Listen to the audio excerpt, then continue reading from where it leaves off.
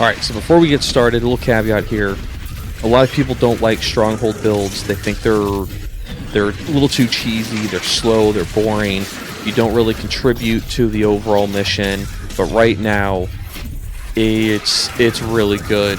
It's not broken, it's doing exactly what it's supposed to, and if you put it together in a really good build, it's there's a lot of things that complement what this thing does, and it's great for all current endgame content.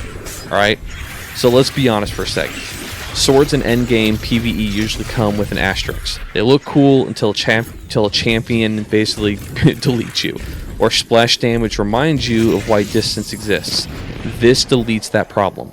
Today I'm breaking down a Void Titan Stronghold sword build for Season 28, which is currently Renegades, that turns blocking into debuffs, damages into healing, and mistakes into momentum.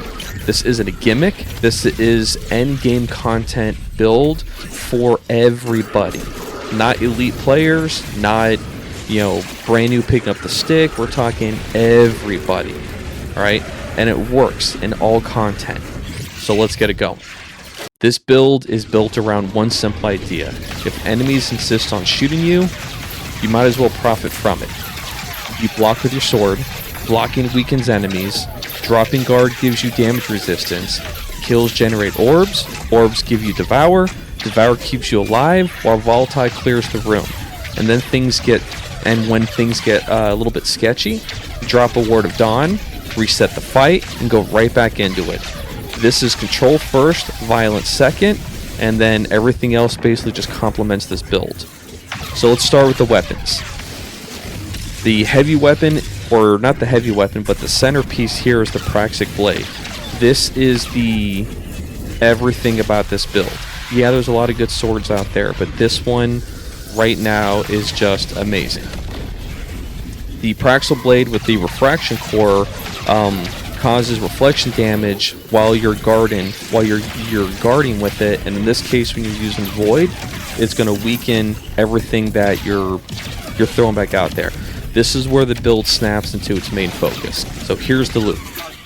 You guard incoming damage, that reflected damage weakens enemies, you drop your guard, the Swordmaster 4-piece armor bonus gives you a damage resistance, you attack a weakened target while protected. That's not defensive play, that's weaponizing your patience, and you're able to use it in all forms of missions.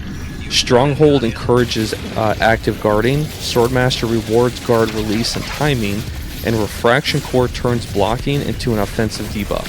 This sword is not just for damage, it's a setup tool, a survival tool, and a finisher. For energy weapons, I'm running High Tyrant right now. Really, you can use whatever you want. This doesn't do anything. However, I'm using High Tyrant. It's out of the dungeon, and High Tyrant is as a pulse rifle. It's for my overloads, and it's for basically anything that comes around in the rare occasion you run out of sword ammo.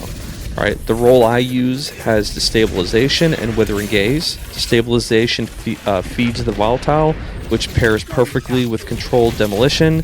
Withering Gaze weakens priority targets before you commit with a sword. This weapon exists to prime enemies, control the space, and make sword entry even safer.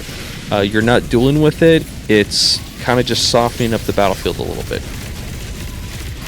I'm using a refurbished A499. This is my long-range problem solver for anything and everything. I have it with Envious Assassin and Moving Target. Envious Assassin is excellent here because sword kills overflow the magazine, so you reload less during champion phases. And then Moving Target beats gut shot straight every time in endgame PvE. Consistency, risk damage boost. This sniper's job is pretty simple. It breaks barrier shields, which the sword does anyways, and then also helps you with boss damage from a distance as well. It works pretty well. So for armor, the exotic I'm running is Stronghold. Again, the entire build is around this right here. Stronghold is the backbone. It turns sword guarding into massive survivability, forgiveness for bad entries, a reliable loop instead of a panic button. You're not holding guard forever. You're tapping guard, absorbing damage, then re-engaging. The timing matters, and the Stronghold is very forgiving when you do it.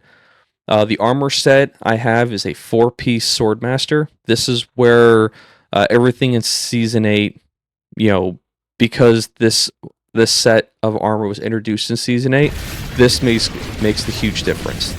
The Swordmaster 4-piece bonus gives you reduced enemy damage after sword or melee engagement, a damage resistance window after blocking when you drop guard, and this pairs perfectly with Stronghold because you're already guarding, you're already releasing guard to attack, and now that transition gives you survivability instead of a risk. Stronghold keeps you alive during the block, Swordmaster protects you after the block. The overlap is built in. For subclass, I'm running Void Sentinel. For my super, it's Ward of Dawn. Ward of Dawn it helps you reset things get out of hand, alright? It's a hard reset button, team survivability, a safe damage platform, a guaranteed re-entry point for swordplay. Sentinel Shield is fun. Ward of Dawn is a little more professional. It doesn't look flashy or sexy, but whenever you get back in there, your teammates will appreciate a well-placed bubble during a fight. For abilities, I'm running Axion Bolt. High Discipline plus Echo Undermining means consistent weaken before sword entry. Shield Throw. It's my just utility, Volatile Primer, Orb Enabler. Nothing too crazy here. Rally Barricade, reload support for my sniper rifle and my pulse rifle.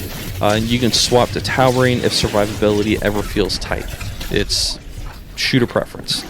For aspects, I'm running Controlled Demolition. This is mandatory for Volatile Explosions, where they will heal you and help clear rooms. Unbreakable reinforces the defense into offense. This thing I'm finding it is hitting, it's always hit very, very well. This thing is great where drop your sword, put up your Unbreakable, walk into a fight, which you may already be in a fight, take a bunch of hits, release it, make the room go volatile and explode. It's beautiful. Alright. For Fragments, I'm using Echo of Starvation, where Devour forms orbs. Echo of Undermining, where grenades, weaken things. Echo of Instability, volatile rounds. Echo of Harvest, Orb Economy. Echo of Expulsion, ability kill explosions. And that's it for the Fragments. So for mods and the artifact, this is going to keep... A lot of this is still shooter preference, but a lot of this will keep the build working really well for you and your teammates.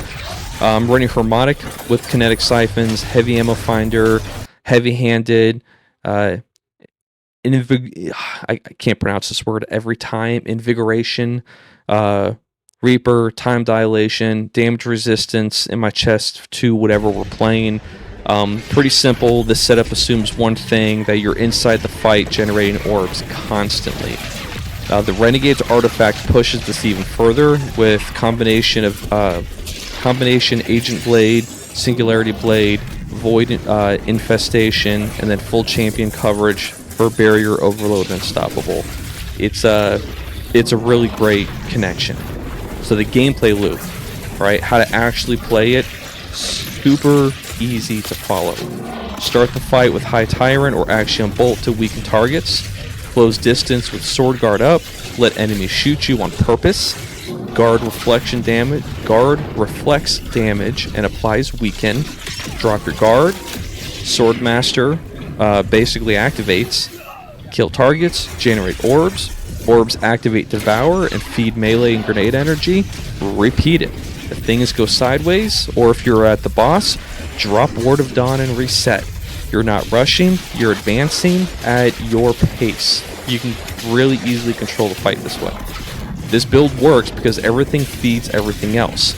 Blocking isn't passive, defense isn't wasting time, survivability becomes pressure, and pressure becomes control. If you like aggressive Titan builds, don't fall apart in endgame content, this one's worth your time. If this helped, drop a like, subscribe, let me know what you think about it, or what kind of builds you're getting out of the current Stronghold meta that's out there. This one works. Alright? That's all we got here. Until next time, have a good one. Cut another head off the proverbial Hydra. I have but one head.